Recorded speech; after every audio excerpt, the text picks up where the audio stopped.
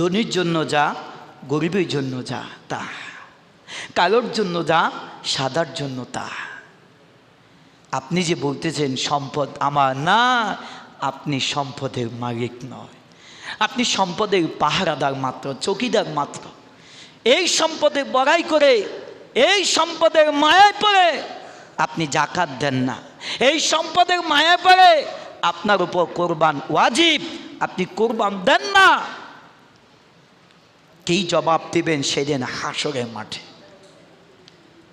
এখনো যারা কোরবান দিবেন কি দিবেন না এই চিন্তা আছেন, নিয়ত করুন প্রয়োজনে একটা বকরি, একটা ছাগল।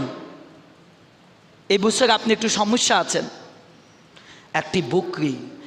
ইব্রাহিম যদি তার সন্তানকে কোরবান দিতে পারে, আপনি কেন পারবেন না মাত্র 15,000 টাকা, 20,000 টাকা, 30,000 টাকা কোরবান দিতে?